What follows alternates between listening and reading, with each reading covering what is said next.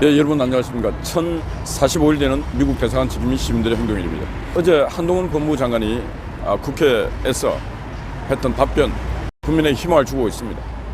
곽상도 의원의 재판과 윤미향 의원의 재판 선고에 대해서 국민들이 불만이 되게 많았습니다. 저는 이 무너진 사법 질서, 사법부는 민주주의 최후의 보루라고 합니다. 마지막 성이 사법부, 판사의 판결인데 이 판사들이 미쳤는지 판결 내린 판결을 일반 보통 국민이 이해할 수가 없습니다. 용납할 수도 없습니다. 그런데 한동훈 법무부 장관이 정의를 세우기 위해서라도 그 끝까지 새로운 검사들이 끝까지 다시 수사를 하겠다. 1심은 그렇게 흐지부지하게 끝날지 몰라도 2심은 다시 해서 윤미향은 처벌받아야 됩니다. 처벌받아야 될 게 한두 가지가 아닙니다. 곽상도 건도 그랬습니다. 5억도 아닙니다. 50억. 퇴직금으로 50억 받은 사람 들어본 적이 별로 없습니다. 그 젊은 애한테, 그것도 몇 년 근무하지도 않은 애한테. 김만배와 곽상도는 대학 동문이라 그래요. 김만배는 자기가 필요한 사람에게는 내가 혹시 걸려들면은 여야 할 것 없이 같이 고리를 물어서 같이 들어가는 연한계를 썼고, 그 연한계 중에 제일 먼저 보낸 게 곽상도를 보냈습니다. 자기 당이 아니었기 때문에. 그래서 곽상도가 감옥을 가고 재판을 받고 했는데 무죄래. 이 말이 되는 소리입니까? 50억 받고 무죄래. 곽상도의 아들이 아니었으면은 천하동인 그 부패하고 타락한 놈들이 50억을 줬겠습니까? 아니지 않습니까? 그래서 저는 이 판결 내린 판사들 법복을 벗겨야 됩니다. 윤미향의 1심 판결을 내린 판사도 법복을 벗겨야 됩니다. 이런 자에게 민주주의 마지막 보루를 심판할 수 있는 권한을 줘서는 안 되는 것입니다.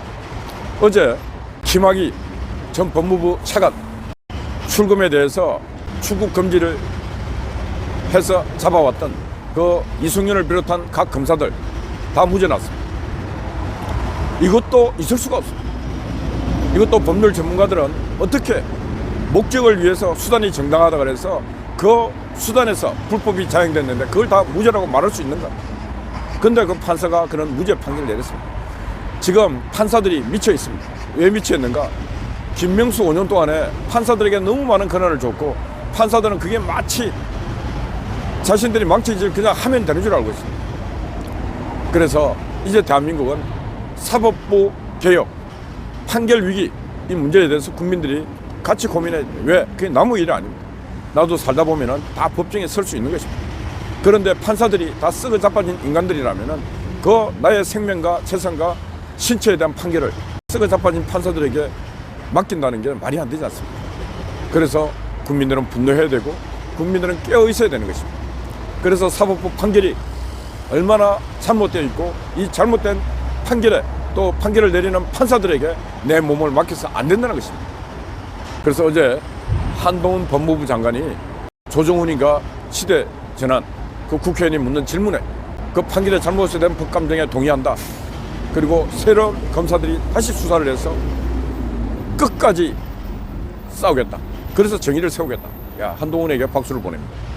적어도 법무부 장관뿐만 아니고 각 부의 직책을 맡은 국무위원, 장관급 되면은 자기 자신보다도 국민을 위해서 그리고 정의를 위해서 상식적 정의를 위해서 살아가면은 훗날 반드시 역사의 기록으로 남습니다. 지금 당장은 내가 고통스럽고 고난스럽고 할지 몰라도 반드시 그래 할 때 정의가 세워지는 것입니다. 계속 비가 내리고 땅이 굳어지듯이 정의는 그렇게 누군가가 끊임없이 정의로운 행동을 해갈 때 정의가 세워지는 것이고 그게 바로 사회적 자산이 되는 것이고 사법부의 자산이 되는 것입니다. 한동훈 장관에게 거듭 박수를 보냅니다. 오늘 대한민국 검찰이 이재명 거짓말쟁이 진짜 사기꾼보다 더한 인간 이재명에 의해 구속영장 청구를 오늘 사법부에 신청한다고 합니다. 물론 구속영장은 떨어집니다. 그러면 이제 국회에서 방탄국회에 일어서 막 이재명 보호하겠다 지키겠다고 별쇼를 다 할 겁니다. 하세요. 하라고. 왜? 5천만 국민이 지켜보고 있고 숱한 국민들은 이재명과 민주당이 하는 짓을 그냥 두 눈으로 그대로 지켜보고 두 귀로 또 듣고 있을 것입니다. 얼마나 이재명의 재상이 쭉 밝혀지고 그럼에도 불구하고 이재명을 방어하는 그런 일에 국민들은 분노할 것입니다. 그리고 또 민주당 이하경인가 국회의원 CJ 계열사 취업에 뭐 했다 그래서 지금 또 압수수색이 들어가서 수사를 하고 있습니다. 민주당을 보면은 도둑놈 아닌 놈들이 별로 없습니다. 직권을 남용하지 않는 놈들이 별로 없습니다.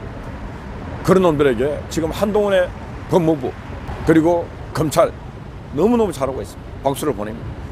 그래서 반드시 윤석열 5년 동안 대한민국 정의가 바로 서는 그런 국가가 되기를 간절하게 소망합니다.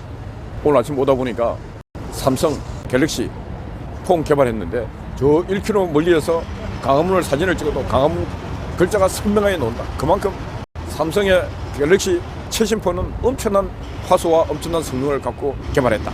이런 뉴스가 나오는데 하여튼 대박 나기를 바랍니다.